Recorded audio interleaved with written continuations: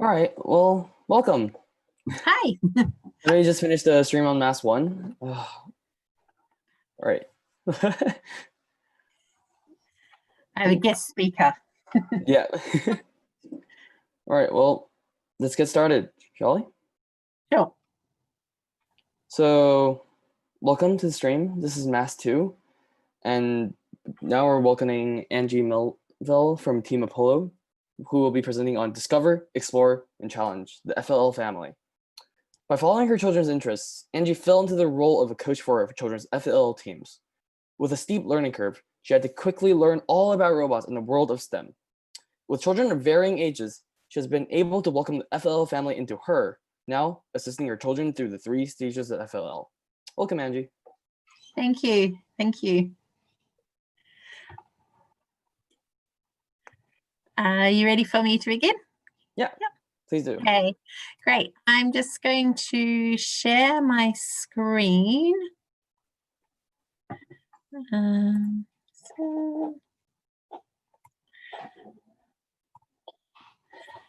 can you see that screen? I cannot. Can you try sharing again? Yes. Share screen, share that one. Yep, there you go. There we go. Okay, great. It's all yours. Excellent, thank you. So today I wanted to talk about the FLL family, Discover, Explore and Challenge, as it's now been, the names have now been changed to. So I guess a little bit about myself to begin with. As Daniel said, I am a coach of 3 levels of FLL. So we have a junior discovery team, a junior explore team, an FLL Explore team and an FLL Challenge team. I am the mum to many children, but while my kids are in our teams, our team is made up of groups of homeschool kids from our local area who all are interested in STEM. So here are some of the pictures over the years of our superstars. We started in 2015 with just an FLL team. We grew, as you can see, and then we shrunk again, and we incorporated our juniors in 2017, and then in 2019 we were able to welcome our first Discovery team. So the first LEGO League family, as I said before, there is first LEGO League Discover, first LEGO League Explore, and first LEGO League Challenge.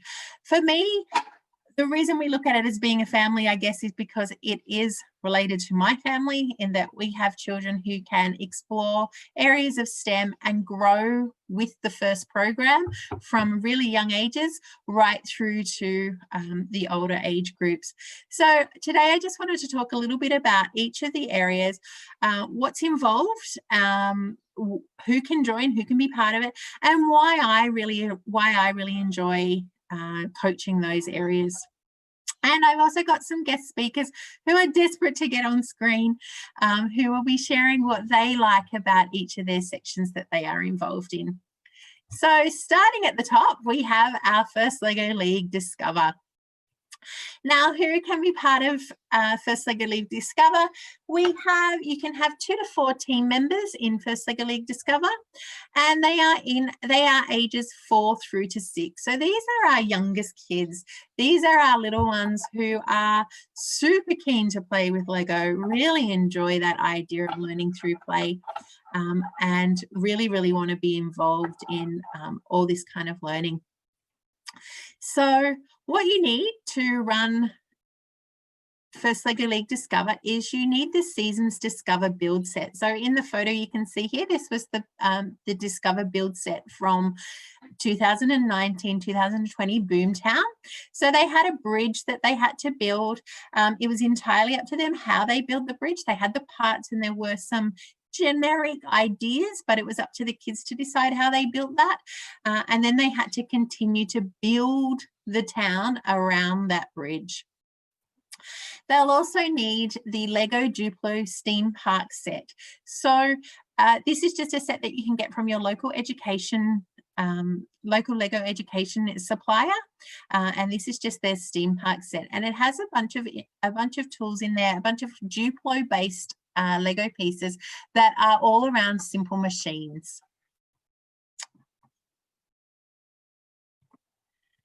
So how it all works is each year has a different theme. And for example, last year's theme was called Boomtown, and the children explore that area, that theme for that season.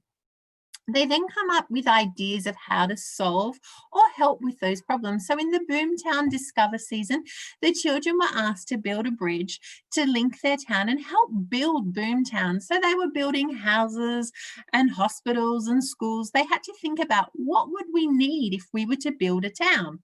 And so they had to come up with ideas and then build those ideas, create those ideas.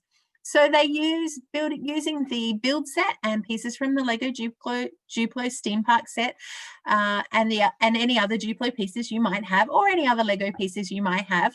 You build a scene. Then once they've built their scene and they've defined their problem, they've created their idea, they might even create a little bit of a story about that. They then share their ideas usually at a expo or a celebration event.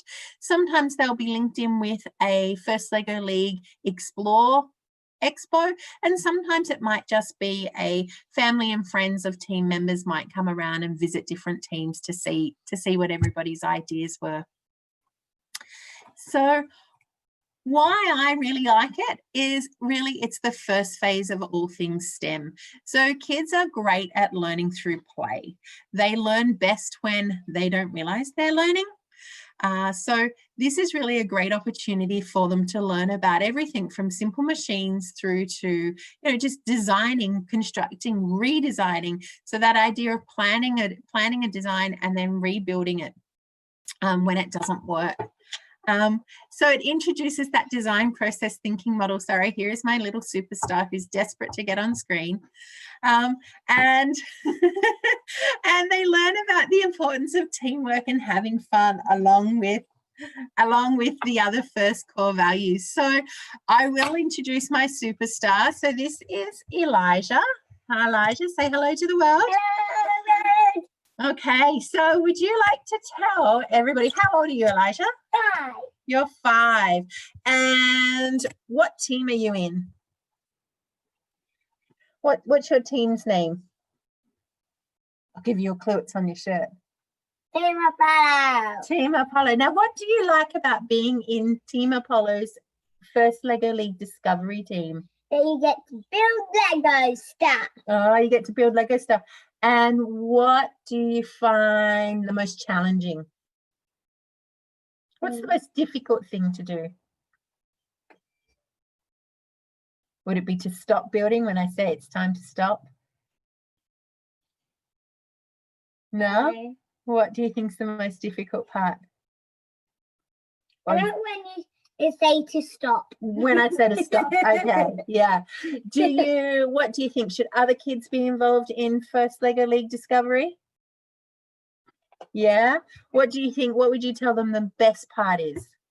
About building Lego. About building Lego. All right. And about getting lollies. About getting lollies. All right. Like Mentos. High five, buddy. You can jump on out, and I'm going to move on to the next level. So I guess, yes, one of the hardest things with these young guys that I have found is that they love to build and they're very creative in their build, but then they want to rebuild and rebuild and rebuild. And that's what Lego's designed for, is to be built and rebuilt and built and broken apart and rebuilt. So getting them to stick with a story, getting them to stick with a scene can sometimes be a coach's challenge. So moving on to the next level in the First Lego League family is the First Lego League Explore. This used to be referred to as First Lego League Juniors. So who can be involved? This is for 2 to 6 team members. And these guys range in age from 6 years old through to 10 years of age. So next level up, but still quite young when we're thinking all things STEM. So what do you need to participate in First LEGO League Explore? You will need the season's Explore mission model. So they change every year. The kids will get sent a mission model as part of their registration process. There will be build instructions, but along with those build instructions is room for creativity, and there's also room for deciding how they will use that mission model. So in addition to that, the team will also need their LEGO Education We Do. 2.0 is the latest one. So the photo that you can see here is a picture of Team Apollo's We Do, or the version that they made, their spy bot that they had for last year. And you'll also need a device for programming and the software that you will use. So this is all downloadable from the LEGO Education website. And of course, you're also going to need additional Lego to build your scene, to build your children's scene. So you can see here in the photo, this is Team Apollo Junior's scene from last year. Again, the theme was Boomtown, and the idea was that they had to create a scene based around their problem. So the first thing is, how do they actually do that? The children use and explore the theme of the season and define a problem. So the Team Apollo Juniors, in terms of Boomtown, they wanted a town where everybody could be part, and it was a sharing community town. So up the top here was a community garden, and all the team members built their own houses. You can't see all of them, but built their own houses, and they were part of a full community. And if you were part of that community, you could access things like the community garden or the playground and things like that. So then they do their research. So this team did some research on communities and community gardens and shared spaces within communities that do utilize shared spaces. And then they come up with their solution. And that's where they use their mission model. So this yellow crane that you can see was part of the Boomtown Explore mission model from the 2019 season. So they have to incorporate that into their scene. And then they design and create their scene. And the scene that you can see here, it must include the We Do, it must include at least a simple machine, and it must also include the mission model from that year. Now, that may be that they incorporate all those three things into one aspect. So Team Apollo Junior used the We Do to operate the crane. They also had wheel and axles in their little spinny merry-go-round contraption here. And they also had levers and ramps. There's a playground over the other side, and they had levers and ramps for children to play on or access equipment. So then it's up to the team to share their ideas. So these guys will go to an expo, and at the expo, they will display their scene and also a poster. And with that poster shares with everybody who would like to come around and have a look about their journey through the FLL program. It will explain their problem, it will explain their scene and their solution, but it'll also explain how they've incorporated the first core values. Now, for this age group, they are kept simplified, but it is still along the lines of teamwork, cooperation, working together, and of course the famous gracious professionalism.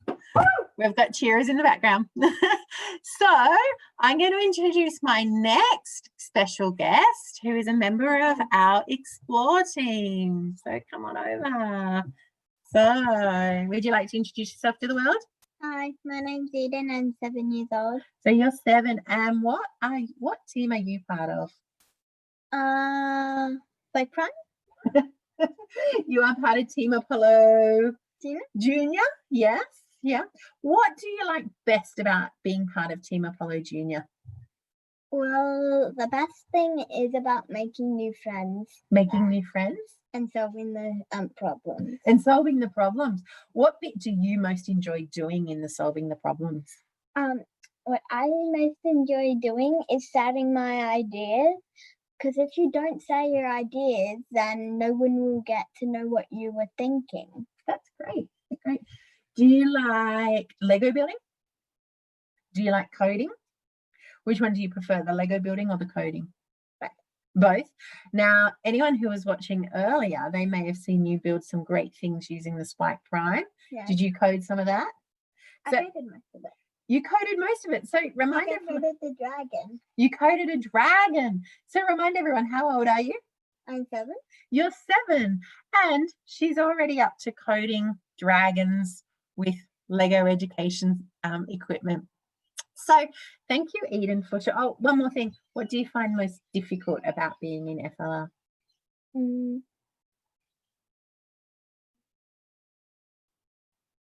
Nothing. Nothing? It's all good fun? Excellent. Thank you for joining us. You can go again now. Bye-bye. Thanks, Miss. So one of the reasons why I really enjoy the explore section is that the kids get some choice into exploring problems. Now, it's really interesting to hear what problems 6 to 10-year-olds come up with when they look at the world. To give you another example, in the previous season, which was Mission to Moon, the team had to build a rocket that would go to land on the moon and create perhaps a world there. The Team Apollo Juniors were most concerned about where would the poo go when the astronauts went to the toilet. Of course, 6 to 10-year-olds, poo's a big thing, right? So they created a composting toilet that fed a garden that would allow the astronauts to grow food. So go figure, they came up with that as their problem, and then they had to research it and come up with solutions. I love that they get to incorporate all areas of STEM into their Lego model scenes. So when they're looking at, when they're building their scenes, they are using science principles, they are using technology, they are using engineering, and they are using their math skills as well. Even if those math skills are simply, that's how many squares you get to build on, and this is how many squares I get to build on. It's the beginning stage for them of learning about the design process thinking model. So that idea of defining a problem, researching, coming up with a solution, testing your solution and seeing if it works. And if it doesn't work, going back and rethinking up some more solutions. And for me, really importantly, is that they are introduced to an introductory level of visual coding. So the We Do software is purely visual. There are no words involved. There are some numbers that they use that they can increase the speed and duration of how their motors operate. They can add text to screens to make animations happen on their screen, so they can incorporate some literacy if they want to, but in terms of actual coding, they don't need to have any literacy skills. So I love that it's all purely visual. They aren't reliant on parents. The kids now, usually once you've shown them once, they are jumping on, they are moving buttons, they are testing how things work. They don't mind if they break the system. They don't see it as breaking it. They just keep going. They just keep having fun. And of course, for me, it's also important that they learn about teamwork. You heard from Eden, she loves, the biggest part she loves is about making friends and sharing her ideas with friends. So of course, incorporating those really crucial skills that FIRST incorporates in their core values is great. So moving on to the next session, we have our first LEGO League Challenge. So this previously was just known as the First LEGO League, but from this year on, it is now going to be known as First LEGO League Challenge. So this is for teams of 2 to 10 team members, and they range in age from 9 through to 16 years. Although I'm aware that in the US, you have an age limit or an age cap on 14 years of age. But for, I believe, the rest of the world, or at least here in Australia, it is 9 years through to 16 years. So what will you need to make a First LEGO League Challenge team? You will need the season's field kit. So that kit has your robot mat and all your Lego pieces to build your preset mission models that your robot will try and interact with to score points. You will need either a Lego Mindstorms EV3 robot or the Lego Spike Prime robot set. I have a First Lego League Challenge team that have been competing since 2015 and have always used a Mindstorm EV3 robot. Just recently, they have had access to a Spike Prime and they are converted, and they have decided now, although people may consider it a younger age group or age bracket robot, this team that includes up to 15-year-olds are super keen to use the Spike Prime for this season. Obviously, you'll need a device for your programming and your software, and then you'll also need, this is optional, but extra Lego parts to build your attachments or build your parts that will interact on your robot with the mission models. So how it all works. So the team have 3 areas that they need to focus on. Firstly, they need to design, build and program a robot that will interact with the field and earn the team points. They only have 2.5 minutes to complete as many missions and score as many points as they can on the field. And so sometimes some of those missions can be more challenging than others. Some of them require much more complex actions or much more complex interaction between the robot.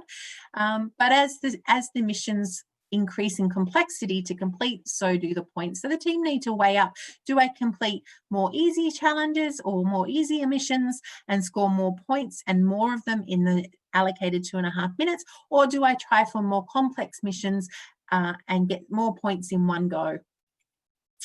They also have to identify and research a problem based on that year's theme. So each year has different themes. So our team has competed in from Trash Trek, Animal Allies, Hydrodynamics, Into Orbit, and then this latest season was City Shapers. While they are very broad name themes, they do narrow it down. And so the team, within the parameters that are set by FIRST, the team need to identify a problem and then come up with research that and come up with a solution to their problem. When they're coming up with solutions, they do need to explore who else has created solutions to these problems, and why do they work, or why are they effective, or why are they not effective? How could they create a better solution? Once they've come up with a better solution or an alternative solution, they either create a detailed drawing and design or a prototype of their solution. And then they need to share. Now, in the share concept, it is to share it with relevant parties, people that would be relevant stakeholders. So if your idea is within regards to city shapers, obviously building cities, building infrastructure for your local area, it would be obvious to contact your local council and have interactions with them and share your ideas about something that might make your local community a better place or a happier place to live. They also need to come up with a presentation. So that presentation has to, in a 5-minute time slot, share or identify the team's problem, the research they have done, share their solution and how their solution maybe improves or is an alternative to current solutions, and who they shared that with. And they have to do that in an entertaining or engaging way so that the judges will remember them. So 5 minutes has always been a challenge for my team.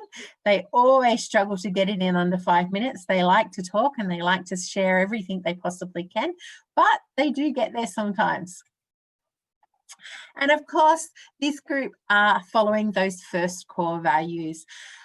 I was a little bit disappointed a year or so ago when FIRST changed the core values for FIRST Lego League to bring them further in line with the rest of the FIRST family of FTC and FRC, when they took away the core value that said our coaches and mentors don't know everything. We learn together along the way. Or as some of my cheeky team members used to like to say, our coaches and mentors don't know anything. That for me was the core value that I would fall back on continuously, in that I didn't need to know everything. And quite often the kids knew a hell of a lot more, particularly when it came to the robots, knew a lot more than I did. But together we could find solutions. My role was purely to facilitate their learning and to facilitate how they come about, or help them troubleshoot, ask those questions that will help them solve the problems when things aren't going right. So why I like this area? It is a complete application of the STEM and design process thinking model. All areas of STEM are covered, and they really do have to work through that design process.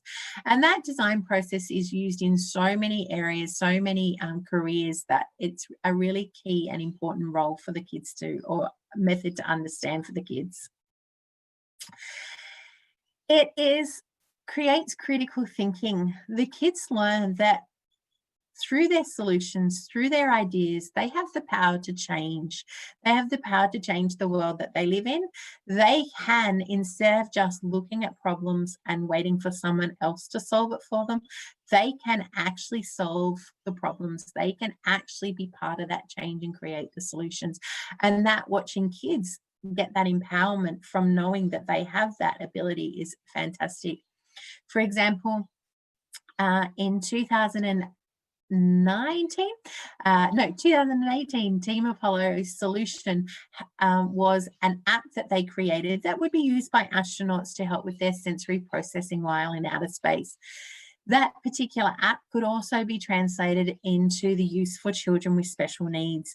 So their app has been shared with a number of different organisations, and has been taken up by a number of organisations and a number of schools as an app that they use for children with additional needs to help their sensory regulation. So the kids knowing that what they actually created, their idea, has actually been put into practice, has been a really empowering thing for them. Of course, they learn some programming skills. So nowadays it seems that all kids know some kind of programming, but this helps them develop those programming skills.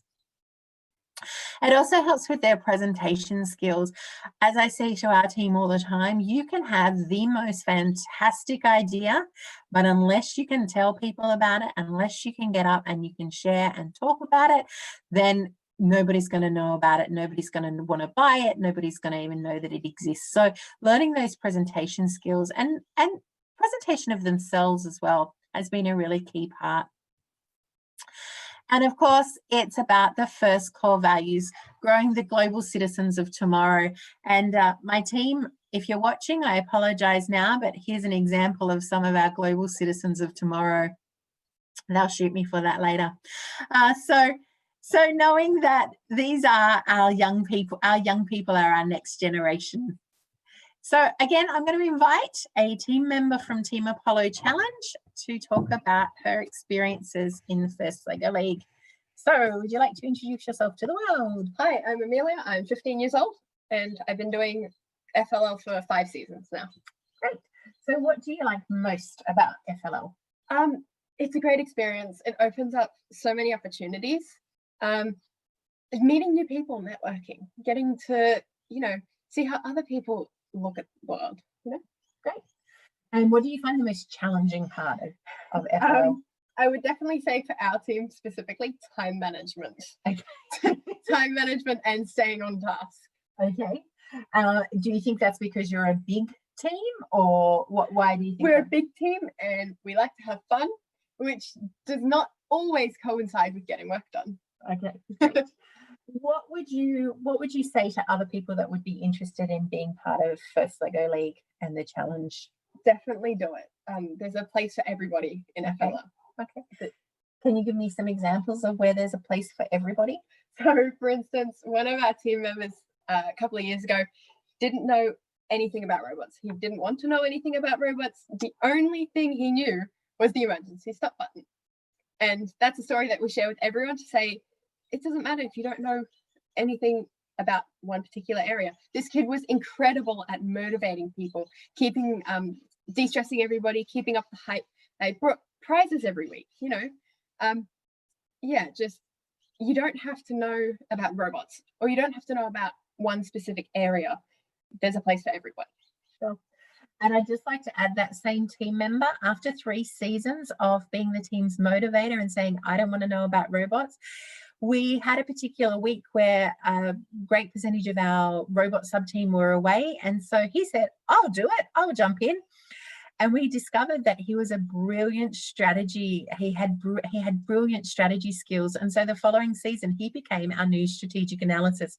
Now, he possibly resented me for putting him into that role, but he also said, yes, he learned and he grew and he realized that he had more skills than he previously knew that he had.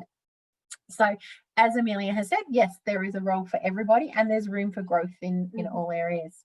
Awesome. Well, thank you for sharing that with me. So that's my insight into the world of FLL and the FLL family of Discover, Explore and Challenge. I'd now like to just open up if anyone's got any questions about FLL. I'm more than happy to answer. Hello. All right. Well, first question would be that, what is your favorite memory of FLL? My favorite memories are usually when the kids have those aha moments, when they don't realize that they've been learning along the way and they've just been playing, and then they have those aha moments and things suddenly click. So those kind of memories, there are many of those. I also like seeing our team interact with other teams. So at the events, at the expos, at the celebration events and at the regional tournaments, watching the teams interact with other teams and make friendships and connections, it's kind of becomes a kind of a big community family for them all to be part of. So I enjoy that. That's fun. And do you think it's worth it for schools to invest in FLL or robotics in general? Because in a lot of places around the world, like this type of STEM education is very limited. So do you think it's worth it for these places to develop this form of education? I don't only think that it's worth it. I think it's crucial. I think that the FLL program itself, the way it is structured through all 3 levels, even if these children don't even go into a field of STEM, for example, the skills that they learn through this program is amazing. The investment, the financial investment, let's say, is quickly outweighed by the academic and emotional and social gains that they get. So yes, by all means, definitely. I don't just think that it's beneficial. I think it's essential. Yeah. And how do you think participation in FLL will impact the rising of the next generation? So for us, for the teams I've coached, it was interesting watching the younger ones. Before we had the younger teams join, they would come along to competitions and they couldn't wait until it was their turn to have their hands on robots. Now that we have our younger teams as well, they are super keen. They enjoy learning that coding. They get that same sense of accomplishment and they're super keen to move on to the next levels. And I have kids in the challenge section that are super keen to can't wait till they're old enough to make it into the FTC ranges or FRC ranges. So I think that it inspires them to keep learning and it inspires them to want to participate and join in and learn more. Oh, that's cool. Do you think your children will continue down the path of first into, say, FTC and FRC as they become older and go into, say, middle and high school? Yeah, so one of the team members on our challenge team is a member of an FRC team as well. Right. And so I think some of the others will. I think the idea is that there is, I guess one of the things I like about the first program is that there is a place for everybody, and you don't just have to be robot minded. You can be outreach minded. You can look at media. You can look at so many different areas. I think a lot of the kids in our team will head that way, but if they don't, they're going to have learnt valuable skills along the way anyway. Right. I think that's all the questions we have for now. Let me double check. Sure. Right. I think that's it for now. Okay. That's all the questions we excellent. have. Thank All you right. very Thank you so much. much for the presentation. Thank you. Thank All right. you. Thank you. Have a great day. Thank you. Bye.